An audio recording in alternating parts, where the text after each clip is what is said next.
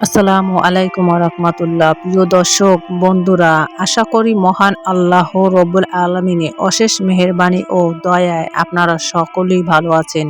প্রিয় দর্শক, আজ আমরা আলোচনা করব যে 7 ব্যক্তির জন্য ফেরেশতারা দোয়া করতে থাকেন। চলুন আমরা পরিচিত হয়ে নেই সেই 7 ব্যক্তির সাথে যাদের জন্য ফেরেশতারা অবিরত দোয়া করতে থাকেন।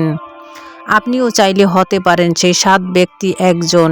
এই গুণগুলো যদি আপনার মধ্যে চলে আসে তাহলে আপনার জন্য ফেরেশতারা দোয়া করতে চাইবে। আর মনে রাখবেন, ফেরেশতারা যদি দোয়া করে তাহলে আপনি নিঃসন্দেহে একজন দিনদার নেককার হিসেবে পরিগণিত হবেন এবং রব্বুল আলামিন আপনাদের জন্য হাসর নসর কিয়ামতের পর জান্নাতের ফয়সালা করে দিবেন। সুবহানাল্লাহ। এক, উযু অবস্থায় ঘুমানো ব্যক্তি। রাসূল সাল্লাল্লাহু আলাইহি ওয়াসাল্লাম বলেন, যে ব্যক্তি পবিত্র অবস্থায় ঘুমায় তার সাথে একজন ফেরেশতা নিয়োজিত থাকে। অতঃপর সে ব্যক্তি ঘুম থেকে জাগ্রত হওয়ার আগে আল্লাহ তাআলার কাছে ফেরেশতাটি দোয়া করতে থাকে, হে আল্লাহ, তোমার উমুক বান্দাকে ক্ষমা করে দাও, কেননা সে পবিত্র অবস্থায় উযু করে ঘুমিয়েছে। সুবহানাল্লাহ। 2, সালাতের জন্য অপেক্ষারত ব্যক্তি।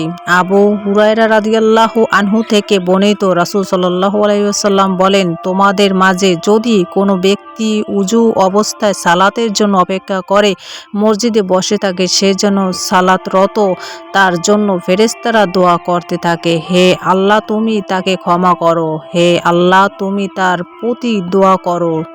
সুবহানাল্লাহ। প্রথম রাকাতে নামাজ আদায়কারী বার রাদিয়াল্লাহু থেকে বর্ণিত, রাসূল সাল্লাল্লাহু আলাইহি ওয়াসাল্লাম বলেছেন, প্রথম রাকাতে নামাজীদেরকে নিশ্চয়ই আল্লাহ তাআলা ক্ষমা করেন এবং ফেরেশতা তাদের জন্য ক্ষমা প্রার্থনা করতে থাকেন। সুবহানাল্লাহ।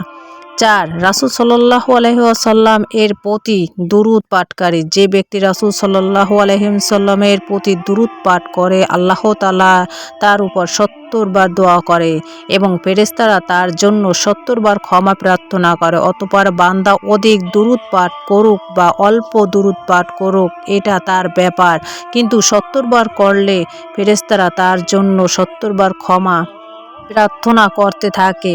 5, রোগী পরিধানকারী। রাসূল সাল্লাল্লাহু আলাইহি ওয়াসাল্লাম বলেন, যে ব্যক্তি মুসলিম তার উপর মুসলিম ভাই দেখতে যায় আল্লাহ তাআলা তার জন্য 70,000 ফেরেশতা প্রেরণ করেন।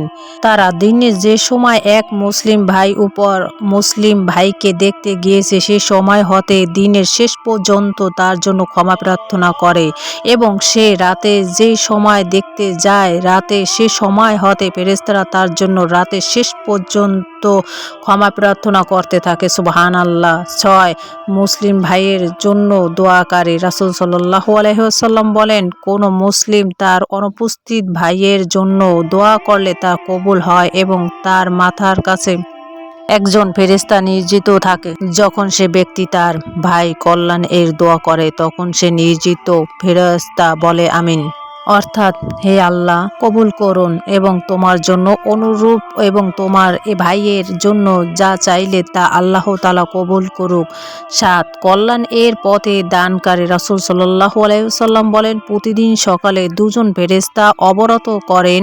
একজন বলেন, হে আল্লাহ, দানকারী সম্পদ বাড়িয়ে দেন, আর অপরজন বলেন, হে আল্লাহ, যে দান করল না তার সম্পদগুলো বিনষ্ট করে দেন।